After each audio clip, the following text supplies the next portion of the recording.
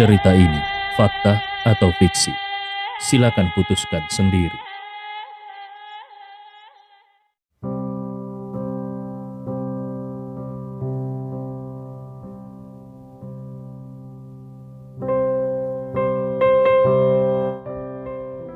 Melihat betapa tegasnya keputusan Ridwan, Carla menjadi sangat marah dan berkata, "Baguslah, kau bilang tidak bisa lagi hidup denganku.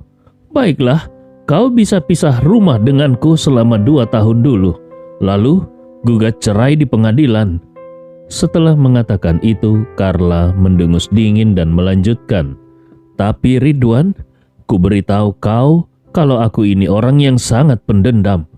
Kalau setelah kau menceraikan aku, ternyata kau hidup lebih baik dan lebih nyaman dariku, aku mungkin akan merasa sangat sakit hati. Dan kalau aku sakit hati, aku bisa melakukan hal-hal yang pastinya kau tahu lebih dari siapapun. Kalau kau berani menjalin hubungan dengan wanita lain setelah kita bercerai, aku akan memastikan kau tidak tenang. Aku akan terus mengganggumu setiap hari. Aku akan menjadi hantu yang selalu mengikutimu dan bayangan yang tidak pernah bisa kau hilangkan." Ketika Ridwan mendengar ini, dia langsung ketakutan sampai jiwanya seolah melayang.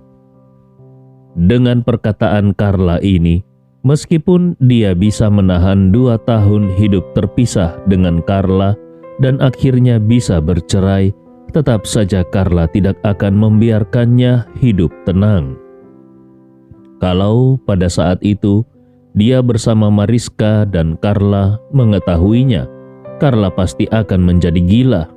Sekarang saja Carla belum tahu tentang Mariska, tetapi tetap terus mengganggunya seperti hantu. Kalau sampai Carla tahu tentang Mariska dan hubungan mereka, Carla pasti akan membawa pisau untuk membunuhnya.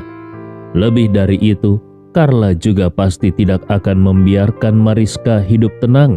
Selama bertahun-tahun, Carla selalu menganggap Mariska sebagai musuh terbesarnya. Dengan kepribadian Carla yang seperti ini, bagaimana mungkin Mariska bisa menang melawannya? Pada saat ini, Ridwan merasa sangat putus asa. Di dalam hatinya dia bertanya, "Apakah aku tidak bisa hidup bahagia bersama Mariska seumur hidupku? Apakah aku tidak bisa menemukan kebahagiaan untuk diriku sendiri? Apakah aku harus terus hidup dengan wanita menyebalkan ini sampai akhir hayatku?" Memikirkan hal ini, Ridwan merasa ingin mati saja. Melihat ekspresi di wajah Ridwan, Carla berkata dengan bangga, "Aku beritahu kau Ridwan, seumur hidupmu kau tidak akan bisa melepaskan diri dariku kecuali aku mati. Tapi bahkan kalaupun aku mati sebelum kau, aku akan membawamu bersamaku. Aku tidak akan membiarkanmu menikmati hidup sendirian." Ridwan yang mendengar ini langsung berteriak marah, "Carla! Kau ini wanita gila. Bagaimana mungkin ada orang seburuk kau di dunia ini?" Carla mengangkat alisnya dan berkata, "Kenapa?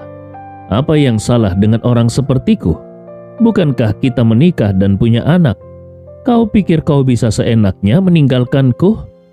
Karena marah, Ridwan berkata dengan suara gemetar, "Menikah denganmu adalah penyesalan terbesar dalam hidupku. Seandainya aku tahu kau akan jadi seperti ini, meskipun kau menodongkan pisau ke leherku, aku tidak akan pernah mau menikah denganmu." Carla tertawa sinis dan berkata, "Oh, kau menyesal menikah denganku karena aku ini wanita jahat? Aku tahu kau sebenarnya menyesal karena tidak bersama dengan Mariska. Kau menyesal tidak mempertahankan Mariska. Sekarang kau menyalahkan aku karena menjadi wanita jahat. Kau bahkan berani mengatakannya di depan putri kita. Apakah kau masih punya rasa malu?" Ridwan merasa sangat terhina dan sedih. Carla memang punya keahlian ini. Dia bisa menemukan kata-kata yang paling menyakitkan dan menyerang dengan sangat kejam. Saat ini, Ridwan sadar bahwa dia tidak mungkin menang melawan wanita ini. Memikirkan hidupnya yang suram dan tampaknya tidak akan pernah ada cahaya, dia terduduk di lantai seperti anak kecil dan mulai menangis. Tangisannya kali ini berbeda, tidak lagi seperti pura-pura saat bertengkar dengan Carla, tetapi benar-benar dari hatinya yang terluka, sehingga membuat siapapun yang mendengarnya merasa sedih. Terlihat betapa putus asanya hati Ridwan saat ini. Melihat ini, Carla semakin menunjukkan sikap sombong. Sambil menghina dia berkata, "Ridwan, kau seorang pria dewasa. Jangan coba-coba mencari simpati di hadapanku. Kenapa? Kau mau menangis di depan putri kita untuk mendapat belas kasihan? Mau aku ungkit kisah asmara lamamu di depan putri kita?" Tanpa menunggu jawaban Ridwan, dia melanjutkan dengan dingin. "Dulu, kau sangat terkenal di kampus. Hubunganmu dengan Mariska diketahui oleh semua orang. Tapi kau yang sudah punya pacar, masih saja bermain perempuan dan merusak kehormatanku. Sekarang, setelah menyia-nyiakan setengah hidupku, kau ingin bercerai? Dari semua pria brengsek di dunia ini, siapa yang bisa menandingi dirimu?" Ridwan merasa seolah jantungnya ditabrak kereta api. Saat ini dia menyadari bahwa mungkin dia tidak akan pernah bisa mengalahkan wanita ini seumur hidupnya. Dengan adanya Carla di sampingnya, dia mungkin tidak akan pernah menemukan kebahagiaan sejati dalam hidupnya. Karena itu, tangisannya yang terjadi, yang tadinya terisak-isak, berubah menjadi tangisan keras. Najwa juga merasa sangat terganggu dengan situasi di depan matanya. Dia tiba-tiba menyadari bahwa kalau orang tuanya tidak bercerai, maka situasi ini pasti akan terjadi setiap hari. Mereka akan selalu bertengkar tanpa henti. Dengan begitu, tidak ada di antara mereka yang akan bahagia. Saat ini, dia tiba-tiba menerima pesan chat dari Elsa yang berkata, "Najwa, tadi aku pergi ke Villa Desilen. Aku belum masuk pagar rumah tapi sudah mendengar paman dan bibi bertengkar. Sepertinya pertengkarannya sangat serius. Sebaiknya kau segera pulang dan melihatnya." Najwa segera menjawab, "Aku sudah di rumah." Elsa berkata lagi, "Baguslah. Kalau begitu, beberapa hari ini aku akan tinggal di hotel dulu, agar situasinya tidak canggung."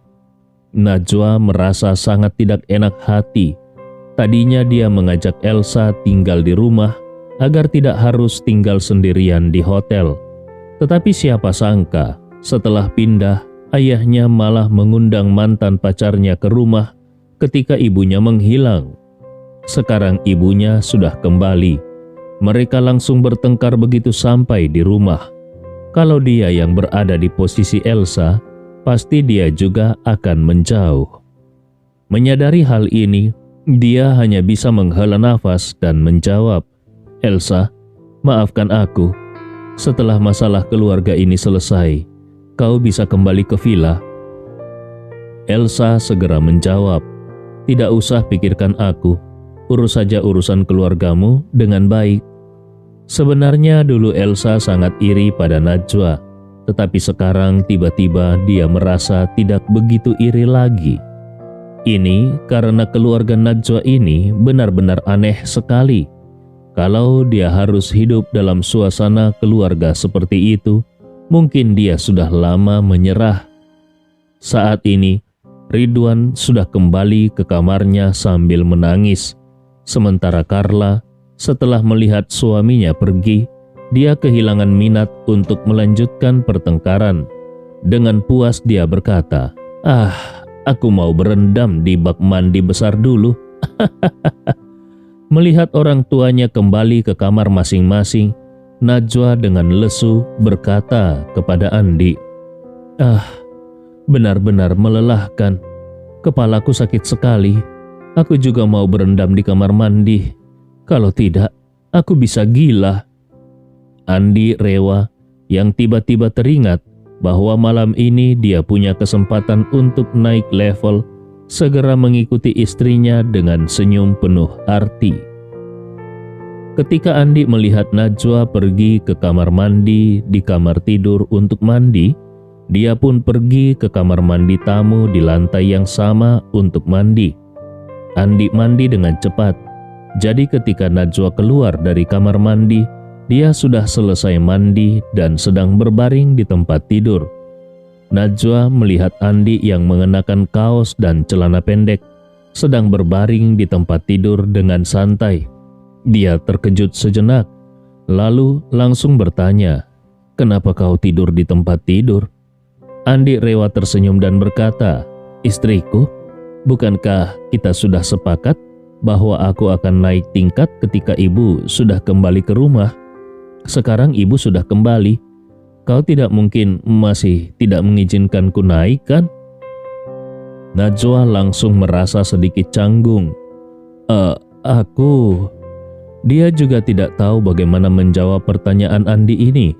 Memang dia sudah berjanji kepada Andi untuk naik tingkat. Namun dia dan Andi belum pernah sedekat ini sebelumnya. Dia juga benar-benar belum siap secara mental untuk hal ini. Tapi di sisi lain, rasa suka Najwa pada Andi terus meningkat pesat.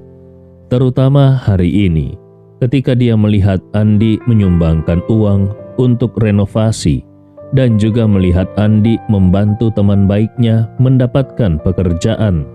Dalam pandangannya, Andi ini benar-benar baik dan murah hati. Terkadang dia juga merasa sangat tertarik pada Andi. Mungkin itulah yang disebut perasaan cinta. Memikirkan hal ini, wajahnya langsung memerah dan dalam cahaya redup kamar tidur, dia terlihat semakin cantik dan mempesona. Najwa melihat Andi dengan mata yang merah, kemudian dengan malu-malu berkata, "Naik tingkat boleh, tapi hanya 1 tingkat." Andi segera bertanya, "Istriku, apa maksudnya hanya 1 tingkat?" Najwa berkata, "Mulai hari ini kau tidur di tempat tidur, tapi tempat tidur ini dibagi 2. Kau di kiri, aku di kanan. Tanpa izinku, kau tidak boleh melewati batas. Kalau kau melanggar, kau akan turun tingkat." Andi dengan wajah sedih berkata, "Istriku, apa maksudnya turun tingkat?" Najwa meliriknya dan berkata, "Kau tahu apa artinya naik tingkat? Masa iya kau tidak tahu apa artinya turun tingkat?" Andi dengan sedih bertanya, "Apakah turun tingkat berarti aku harus kembali tidur di lantai?" Najwa berkata dengan senang, "Benar, kalau kau tidak berperilaku baik, kau akan turun tingkat tidur di lantai. Kalau kau berperilaku lebih buruk, kau akan turun tingkat lagi tidur di kamar tamu. Lagi pula, villa kita ini banyak kamarnya." Andi Rewa langsung terkejut dan berkata, "Istriku, bisa kau beritahu aku apa tingkat berikutnya? Kapan aku bisa naik tingkat berikutnya?" Wajah Najwa memerah dan dia berkata, "Tingkat berikutnya untuk sementara masih dirahasiakan. Soal kapan kau bisa naik tingkat, kau harus menunggu pemberitahuan dari atasan." Sambil berbicara, Najwa menepuk dadanya dan berkata sambil tersenyum, "Aku adalah atasanmu. Semua hak penjelasan ada padaku." Setelah berkata demikian, Najwa mengambil selimutnya dari lantai dan melemparkannya ke tubuh Andi lalu berkata, "Masing-masing pakai selimut sendiri. Kau tidak boleh melewati batas. Tangan, kaki, tubuh, rambut, semuanya tidak boleh melewati batas. Kalau tidak, kau akan turun tingkat." Andi Rewa hanya bisa dengan tidak berdaya berkata, "Baik, baik. Aku tahu, aku pasti tidak akan melewati batas." Najwa tersenyum dan berkata, "Itu bagus." Setelah selesai berbicara, dia membuka selimutnya sendiri, berbaring membelakangi Andi dan naik ke tempat tidur. Begitu naik ke tempat tidur, Najwa langsung masuk ke dalam selimut, membungkus dirinya rapat-rapat, dan wajahnya memerah seakan-akan meneteskan darah. Dia melihat Andi sejenak, lalu cepat-cepat memalingkan wajahnya. Pada saat ini, Andi sangat ingin memeluknya dan memberinya ciuman. Namun setelah sekian lama mereka saling menghormati seperti ini, tidak ada gunanya dia terburu-buru dan melanggar keinginan Najwa sekarang. Bagaimanapun, dia sudah naik tingkat. Bisa berbaring di tempat tidur yang sama dengan Najwa adalah kemajuan besar. Di hari-hari mendatang, dia akan berperilaku baik agar bisa naik ke tingkat berikutnya lagi. Mungkin saat naik ke tingkat berikutnya, mereka berdua bisa tidur di selimut yang sama. Memikirkan hal ini, hatinya menjadi lebih bahagia. Andi bertanya padanya, "Sayang, apakah kau belum tidur?" Najwa menjawab, "Ada apa?" Andi juga sedikit gugup dan buru-buru berkata, "Tidak ada apa-apa. Aku hanya ingin mengobrol denganmu. Bagaimana perkembangan perusahaanmu akhir-akhir ini?" Najwa berkata, "Cukup baik. Beberapa perusahaan sudah mulai memberikan beberapa proyek. Jadi, aku sedang merancang satu persatu dan mencari orang untuk melaksanakannya. Secara keseluruhan, sekarang perusahaan sudah mulai berkembang. Di rekening perusahaan juga sudah ada pemasukan beberapa puluh juta. Ini baru pembayaran awal. Kalau aku menyelesaikan proyek-proyek ini, pemasukan mungkin akan mencapai ratusan juta." Andi rewel terkejut dan berkata, "Wah, istriku, kau hebat sekali. Secepat ini sudah bisa mendapatkan pemasukan puluhan juta." Malam ini, Andi tidur dengan tidak tenang.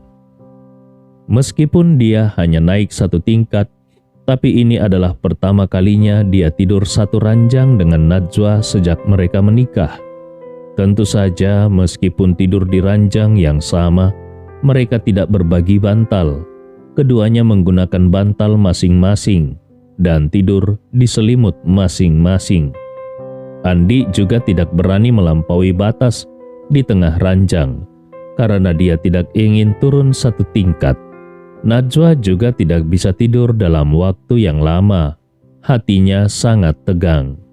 Meskipun mereka tidur di selimut masing-masing dan tidak ada kontak kulit, dia tetap merasa jantungnya berdegup kencang.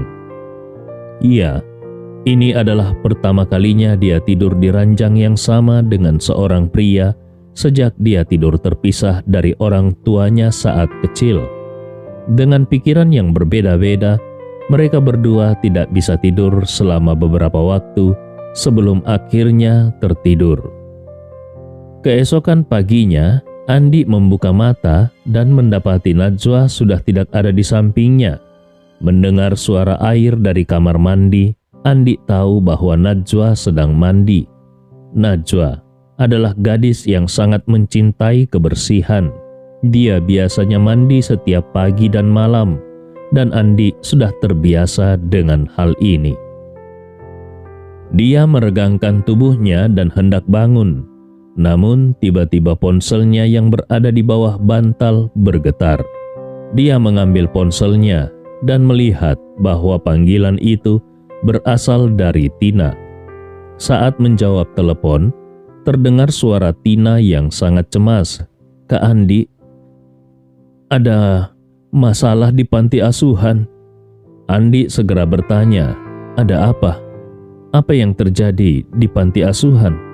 "Jangan panik, ceritakan saja secara perlahan." Tina berkata dengan suara terisak, 5 anak hilang, sepertinya mereka diculik."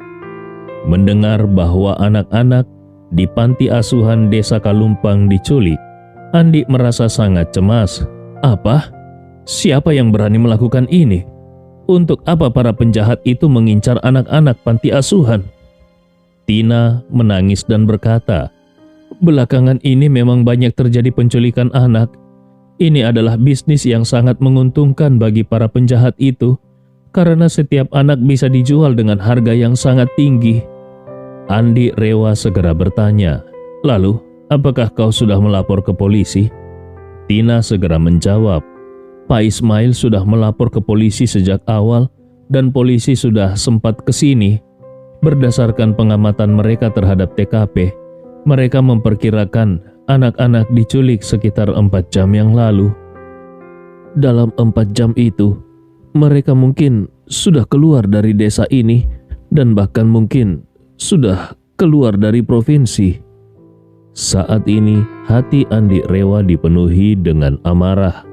Dia benar-benar tidak menyangka bahwa ada penculik anak yang begitu berani sampai-sampai mengincar anak-anak di panti asuhan di desa.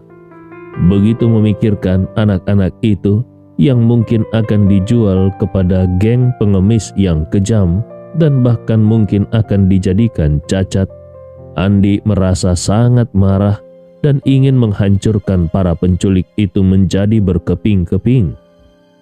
Oleh karena itu, dia segera berkata kepada Tina, "Tunggu aku di panti asuhan, aku akan segera ke sana." Setelah berkata demikian, dia menutup telepon dan tanpa sempat memberitahu istrinya, dia segera keluar dari rumah. Ketika sampai di lantai bawah, Carla yang mengenakan piyama merah terang segera memerintah dengan tidak sabar, "Andi, cepat buat sarapan. Aku sudah hampir mati kelaparan." Andi Rewa mengerutkan keningnya dan berkata, "Kalau ingin makan, buat saja sendiri." Carla menggertakkan giginya dan mengumpat, "Oh, sekarang kau sudah semakin mahir membantah perintahku ya? Apakah sekarang kau merasa hebat setelah mendapatkan villa besar ini? Kau mulai menunjukkan sikap aslimu kepadaku?" Andi Rewa menjawab dengan suara dingin, "Benar, dulu saat aku tinggal di rumah kalian, bagaimana sikap ibu padaku?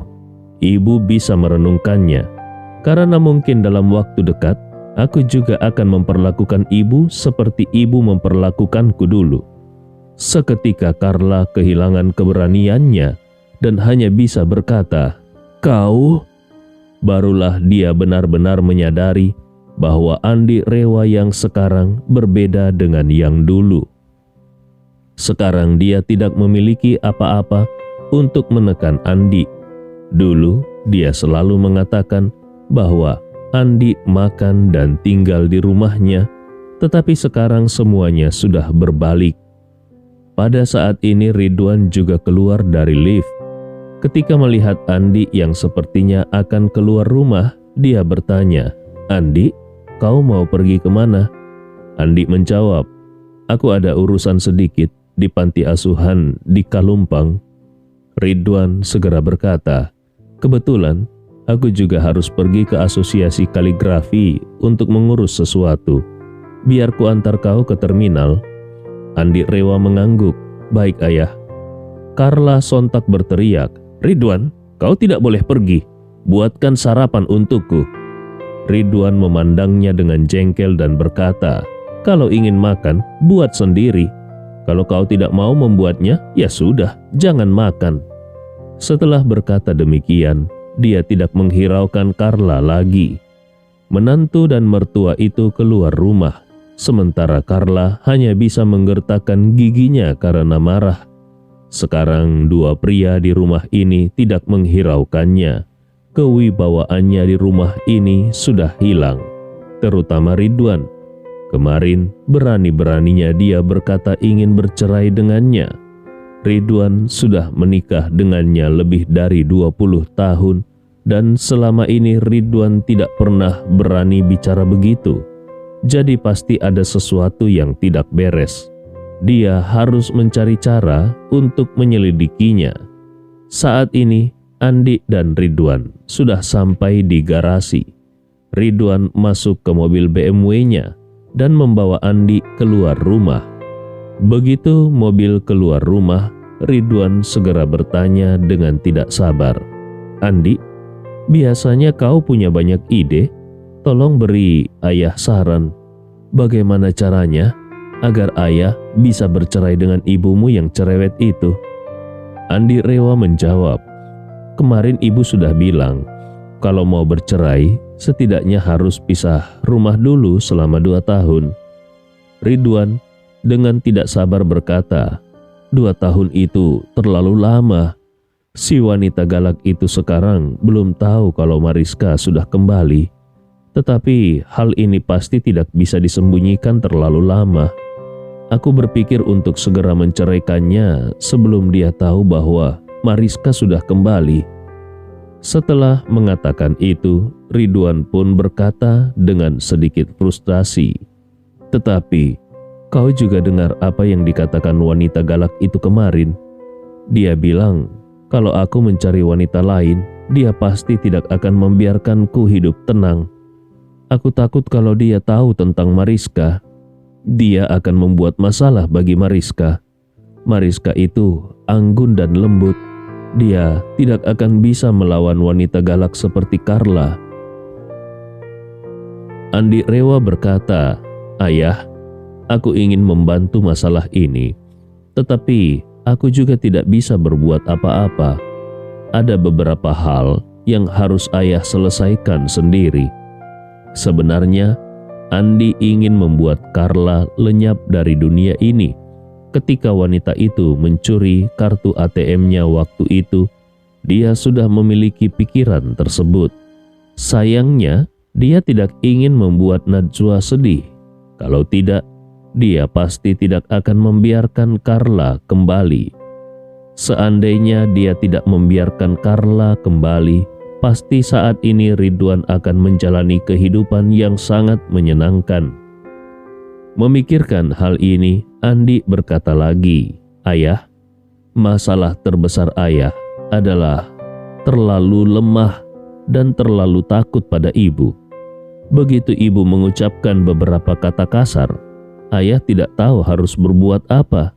Kalau terus begini, tidak ada yang bisa membantu ayah menyelesaikan masalah ini. Kalau ayah ingin menyelesaikan masalah ini, ayah harus melakukannya sendiri."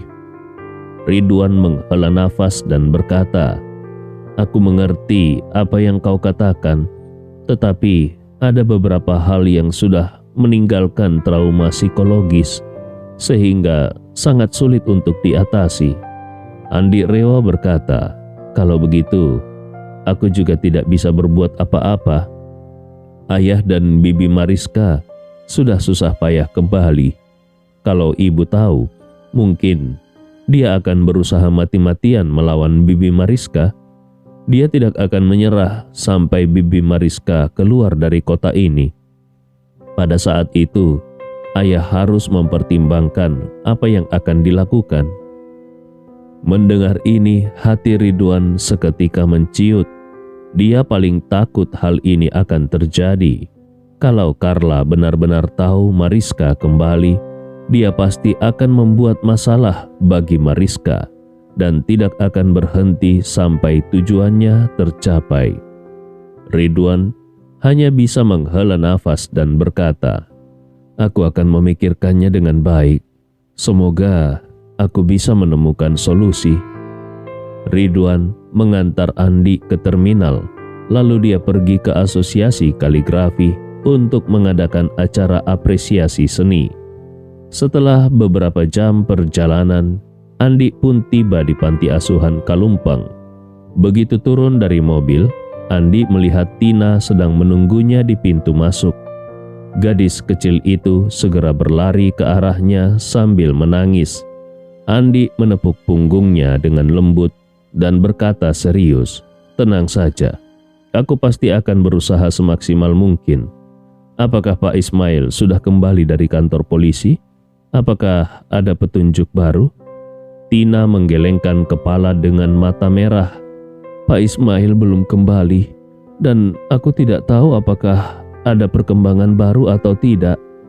Saat mereka berbicara, sebuah motor berhenti di depan pintu masuk panti asuhan. Pak Ismail yang wajahnya penuh kekhawatiran turun dari motor. Andi segera menarik Tina untuk menemui mereka dan bertanya, "Pak, apa yang dikatakan pihak kepolisian? Apakah ada petunjuk?" Pak Ismail tersenyum pahit dan berkata, "Pihak kepolisian sudah membuka kasus ini. Mereka sedang memeriksa rekaman CCTV, tetapi satu-satunya petunjuk yang bisa ditemukan adalah mereka mengendarai mobil van putih. Ada 5 atau 6 pelaku. Mereka membuat anak-anak pingsan, lalu memasukkan semuanya ke dalam mobil dan sudah keluar dari desa." Andi Rewa buru-buru bertanya, "Apakah pihak kepolisian sudah mulai melacak mobil tersebut?" Pak Ismail menghela nafas dan berkata, "Mereka sudah mulai melacak. Sayangnya mobil itu menggunakan plat nomor palsu, dan setelah memasuki jalan besar, mobil tersebut menghilang. Diduga kuat, mereka mengganti plat nomor di jalan besar. Tanpa nomor plat, akan sangat sulit untuk menemukannya." Andi Rewa mengangguk dengan wajah serius. Dalam situasi seperti ini, kalau hanya mengandalkan cara penyelidikan biasa dari pihak kepolisian, mungkin akan sulit mendapatkan informasi dalam waktu singkat. Kalau ingin menemukan pelaku atau informasi terkait dalam waktu singkat, harus mencari orang yang memiliki koneksi kuat di dunia preman.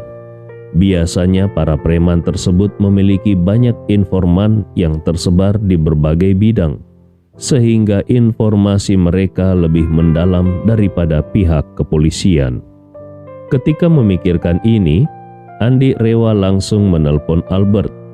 Bagaimanapun, Albert adalah raja preman jalanan.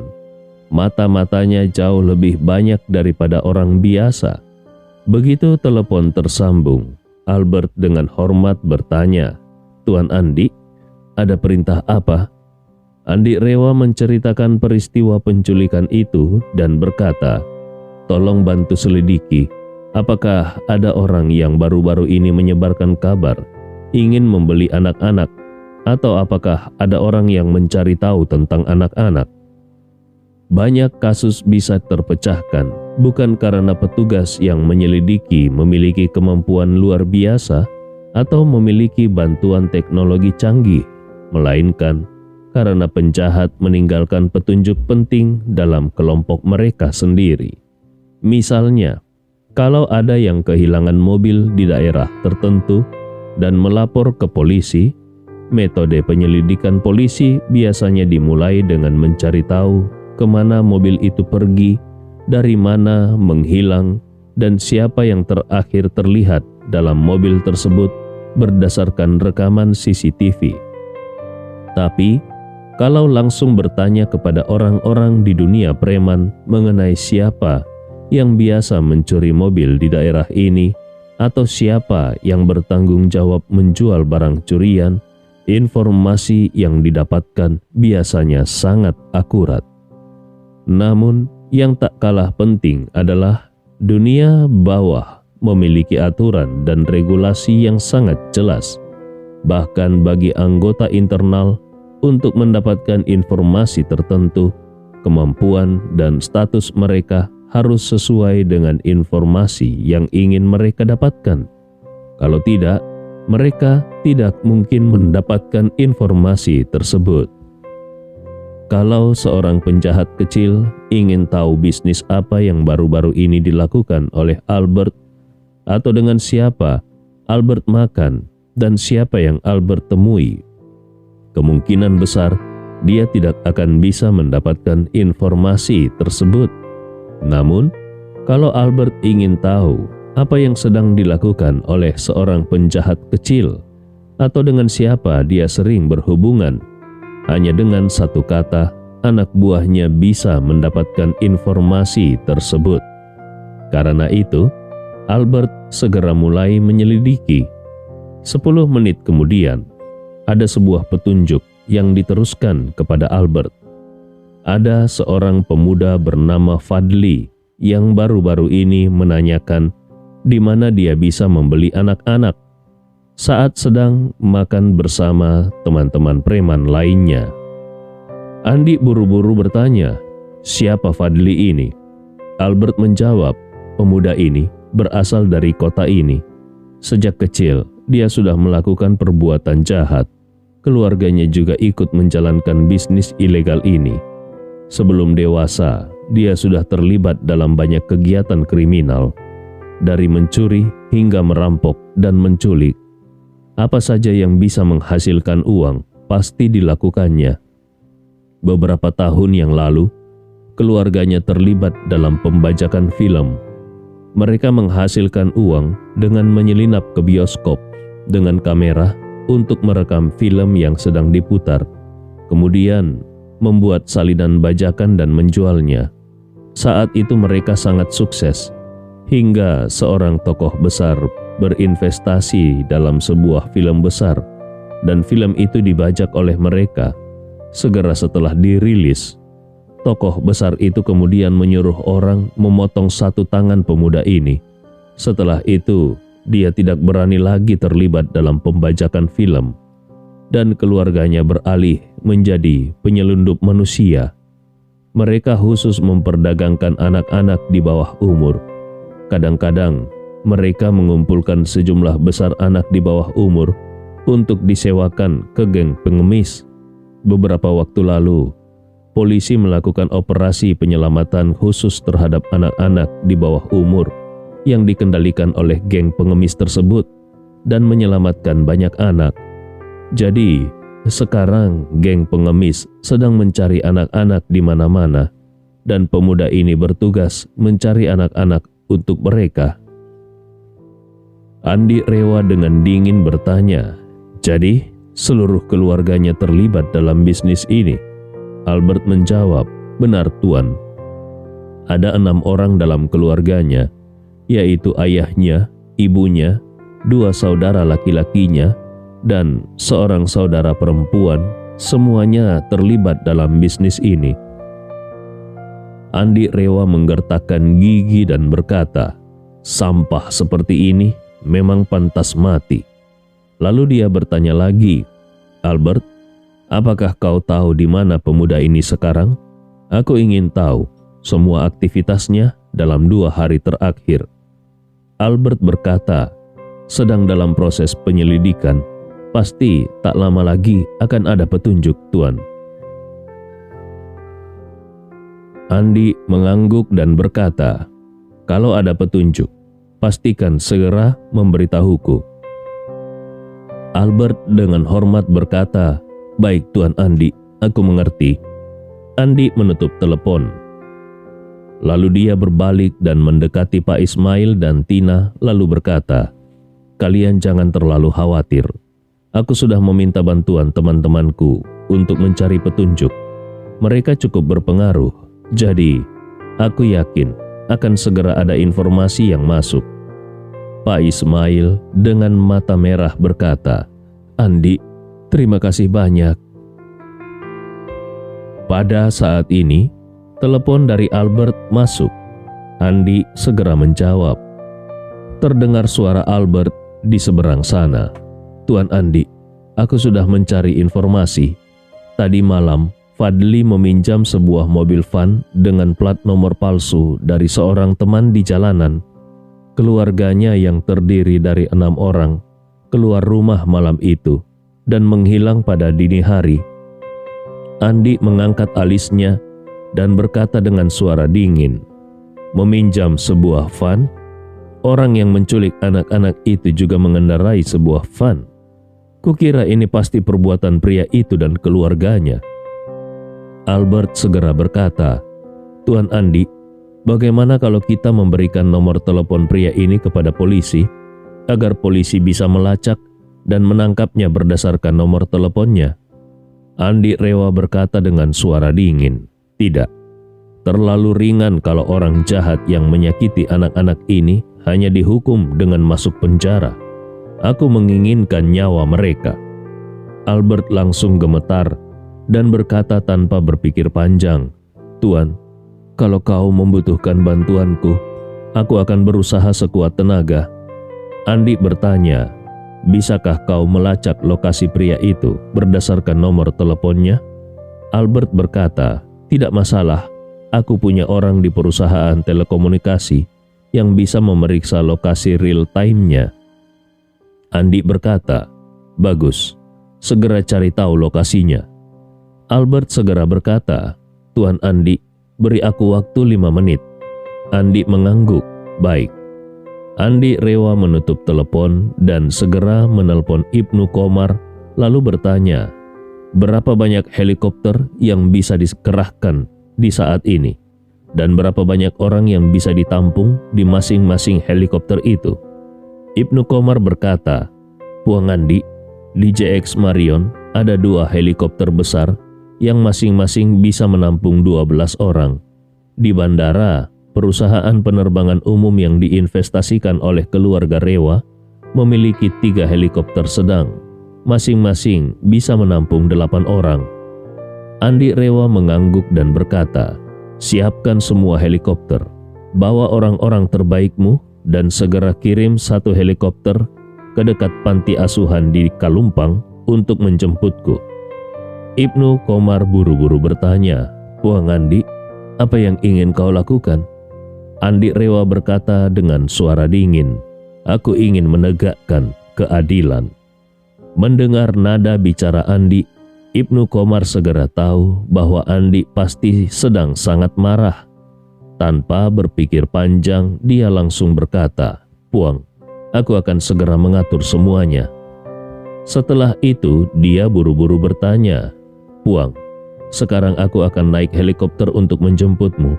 Apakah kita akan langsung ke panti asuhan? Andi tidak ingin orang tahu seberapa besar pengaruhnya. Jadi dia bertanya, apakah ada tempat di dekat panti asuhan yang cocok untuk pendaratan helikopter? Ibnu Qomar berpikir sejenak dan berkata, di dekat sana ada sebuah gedung yang di atapnya ada helipad.